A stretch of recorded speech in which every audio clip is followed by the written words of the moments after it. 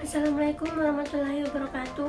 Perkenalkan, nama saya Dia Komala Rahim, mahasiswi Universitas Mandalawali Kendari dari program studi 1 Farmasi dengan NIM F2019-01038. Dalam video ini saya akan membahas hubungan struktur aktivitas antibiotik, golongan penisilin dan cefalosporin. Nah, yang pertama saya akan membahas terlebih dahulu apa itu antibiotik. Antibiotik berasal dari bahasa Yunani yang merupakan gabungan dari kata anti atau lawan dan bios atau hidup yang artinya melawan sesuatu yang hidup. Antibiotik adalah zat yang dihasilkan oleh suatu mikroba, terutama fungi atau jamur, yang dapat menghambat atau dapat membasmi mikroba jenis lain. Adapun penggolongan dari antibiotik terbagi menjadi 3, yaitu berdasarkan spektrum aktivitasnya, yang kedua mekanisme kerjanya, dan yang ketiga yaitu berdasarkan struktur kimianya. Nah, yang saya akan bahas yaitu penggolongan antibiotik berdasarkan struktur kimianya, yaitu antibiotik beta-lactam yang memiliki 2 subkelompok, antibiotik turunan penisilin dan cefalosporin. Nah, 2 turunan antibiotik tersebut yang akan saya bahas dengan struktur aktivitasnya.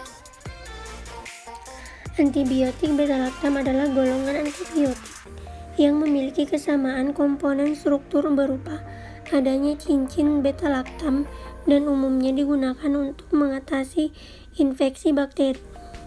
Nah, yang pertama saya akan membahas golongan penisilin. Penisilin adalah sebuah kelompok antibiotik beta-lactam yang digunakan dalam penyembuhan penyakit infeksi karena bakteri yang biasanya berjenis gram positif. Penisilin merupakan antibiotika yang paling penting yang pertama kali diekstraksi dari Penicillium notatum. Selanjutnya untuk produksi komersial digunakan P. Chrysogenum karena menghasilkan lebih banyak penisilin. Struktur dasar penisilin terdiri atas cincin thiazolidin yang menyatu dengan cincin beta-lactam. Ini dia beberapa efek samping yang mungkin timbul akibat penggunaan penisilin. Di antaranya yaitu diare, mual atau muntah, sakit perut, vagina gatal atau keputihan, sakit kepala, dan sariawan.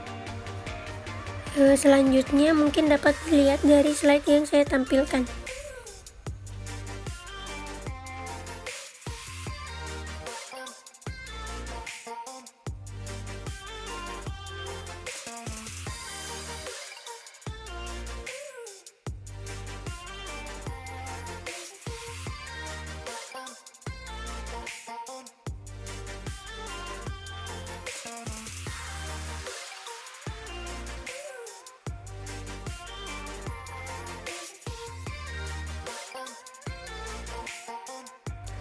Nah, ini dia hubungan struktur aktivitas turunan penisilin. Yang pertama yaitu penisilin yang tahan asam karena adanya gugus penarik elektron seperti gugus fenoksi yang terikat pada rantai samping amino. Gugus tersebut mencegah penata ulangan penisilin menjadi asam penilat yang terjadi dalam suasana asam. Selanjutnya, penisilin yang tahan terhadap beta-lactam karena gugus meruah atau bulky pada rantai samping amino, misalnya cincin aromatik yang pada kedudukan orto mengandung gugus halogen atau metoksik. Kemudian penisilin dengan spektrum luas, yaitu karena ada gugus hidrofil seperti NH2 pada rantai samping sehingga menembus obat melalui pori saluran protein. Membran terluar bakteri gram negatif menjadi lebih besar.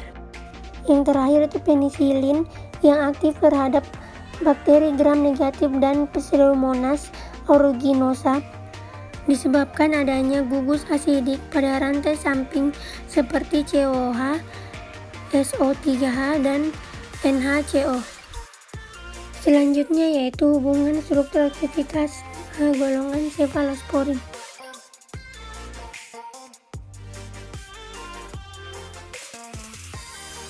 Cefalosporin merupakan antibiotik jenis beta-lactam yang berasal dari jamur spesies Acremonium.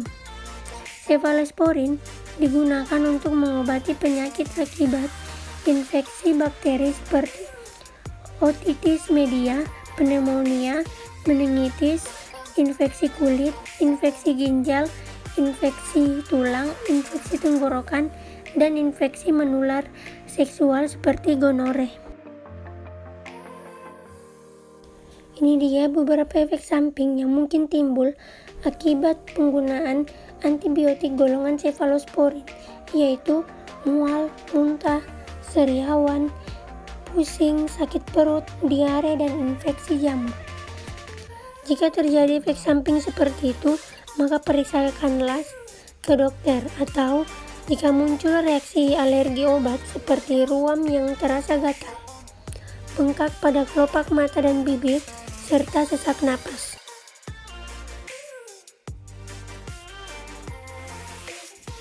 Nah, ini dia hubungan struktur aktivitas turunan cefalosporin. Berikut uraian tentang hubungan struktur dan aktivitas turunan cefalosporin. Turunan cefalosporin memiliki struktur inti yang sama, kecuali pada rantai samping pada posisi C7 dan C3.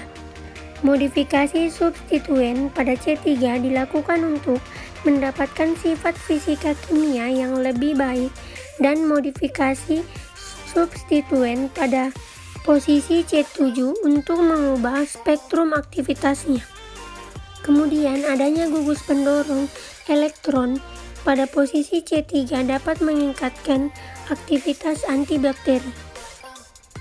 Aktivitas biologis sangat bergantung pada rantai samping yang terikat pada posisi C7. Substitusi gugus metoksi pada posisi C7 seperti pada cefamisin dapat meningkatkan ketahanan terhadap beta-lactam. Kemudian pergantian isosterik dari atom S pada cincin hidrotiazin dengan atom O menghasilkan oxacefamisi atau oxacefam, menunjukkan spektrum antibakteri yang lebih luas. Nah, itulah tadi sedikit penyampaian yang dapat saya sampaikan. Lebih dan kurangnya mohon dimaafkan.